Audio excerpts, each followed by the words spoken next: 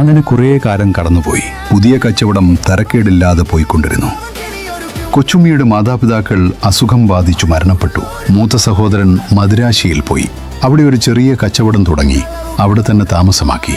അങ്ങനെ തനിച്ചായ കൊച്ചുണ്ണി വിവാഹം കഴിക്കാൻ തീരുമാനിച്ചു. അവിടെ അടുത്തു തന്നെയുള്ള ഒരു നിർധന കുടുംബത്തിലെ ഏക മകളായിരുന്നു വധു.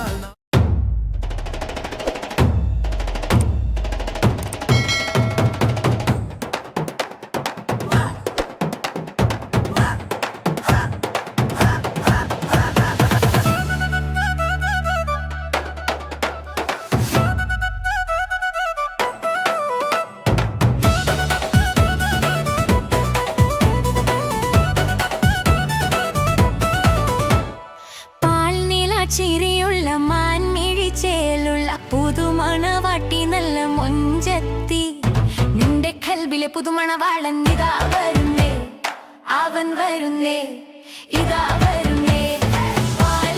ചിരിയുള്ള മാൻമിഴിച്ചേലുള്ള പുതുമണവാട്ടി നല്ല മൊഞ്ചത്തി നിന്റെ കൽബിലെ പുതുമണവാളൻ ഇതാ വരുന്നേ, അവൻ വരുന്നേ, ഇതാ വരുന്നേ.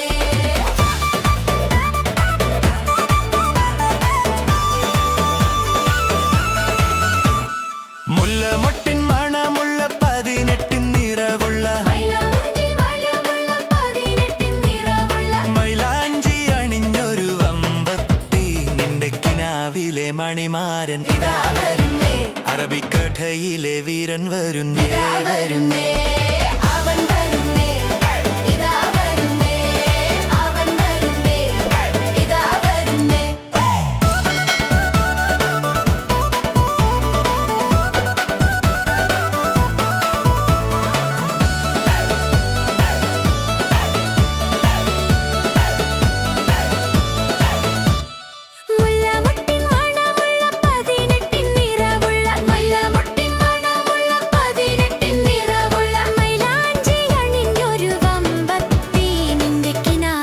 മണിമാരൻ ഇതാ വരുന്നേ, അറബിക്കഥയിലെ വീരൻ വരുന്നേ, ഇതാ വരുന്നേ.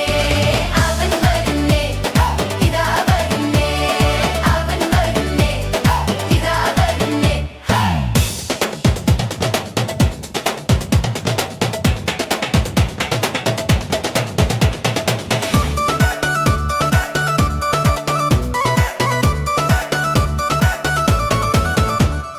പവിഴപ്പൂ നിറമുള്ള അരകേറും മെയ്യുള്ള മൊഞ്ചത്തി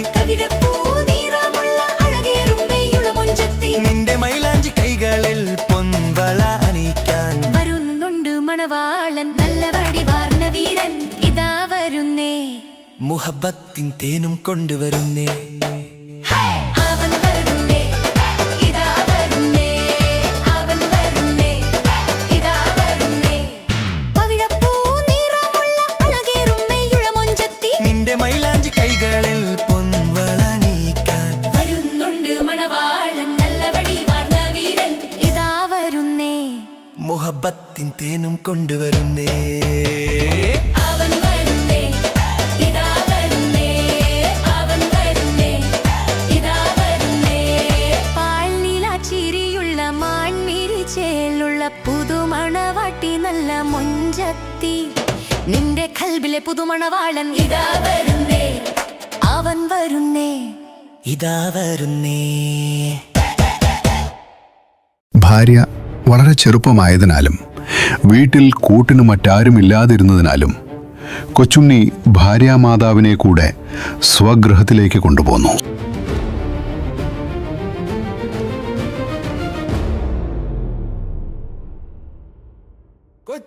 ഒരു നാൾ രാത്രി അപ്രതീക്ഷിതമായി അത് സംഭവിച്ചു.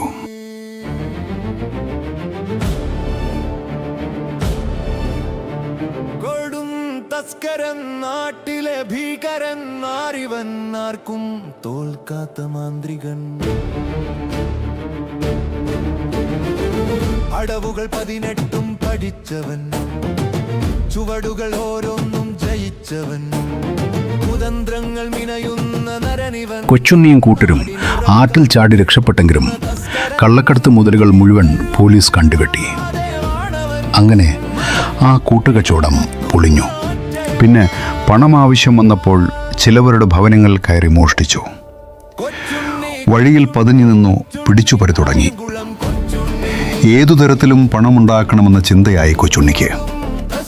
എങ്കിലും അയാൾ പാവപ്പെട്ടവരെയും ധർമ്മിഷ്ഠരെയും മര്യാദക്കാരെയും ഒരിക്കലും ഉപദ്രവിച്ചിട്ടില്ല. വലിയ ധനവാന്മാരും ആർക്കും ഒരിട്ടു പച്ചവെള്ളം പോലും കൊടുക്കാത്തവരുമായ ദുഷ്ടന്മാരുടെ ഭവനം കൊള്ളയടിക്കാനാണ് കൊച്ചുണ്ണി ശ്രമിച്ചിരുന്നത്. കൊച്ചുണ്ണിക്കൊരിക്കൽ എന്തെങ്കിലും കൊടുത്താൽ പിന്നീട് അവരെ അയാൾ ഉപദ്രവിക്കാറില്ലായിരുന്നു.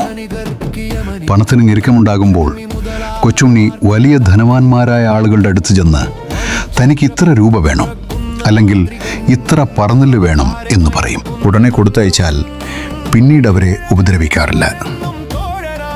പിന്നീട് തിരികെ കൊടുക്കാനും കൊച്ചുണ്ണി തയ്യാറാണ്. മുതലും പലിശയും കൂട്ടി വേണമെന്ന് പറഞ്ഞാലും അയാൾ കൊടുക്കും. ചോദിച്ചിട്ട് കൊടുത്തില്ലെങ്കിൽ അവരുടെ സർവസ്വവും 4 ദിവസത്തിനുള്ളിൽ കൊച്ചുണ്ണി കൊള്ളയടിക്കും. ഇതെല്ലാവർക്കും അറിവുള്ളതാണ്. കൊച്ചുണ്ണി കൊള്ള ചെയ്തെടുക്കുന്ന മുതലുകളെല്ലാം അയാളും കൂട്ടുകാരും കൂടി തുല്യമായി പങ്കിട്ടെടുക്കുകയാണ് പതിവ്. കൊച്ചുണ്ണി തൻ്റെ വീതത്തിൽ നല്ലൊരു പങ്ക് മറ്റുള്ളവർക്ക് ധർമ്മവും ചെയ്തിരുന്നു. അതിൽ നിന്ന് 1 രൂപ പോലും കൊച്ചുണ്ണി സമ്പാദിച്ചിരുന്നില്ല. അന്നന്ന് സുഖമായി കഴിഞ്ഞു കൂടണമെന്ന വിചാരമേ അയാൾക്കുണ്ടായിരുന്നുള്ളൂ. പാവപ്പെട്ടവരെ കൊച്ചുണ്ണി വളരെ സഹായിച്ചിട്ടുണ്ട്.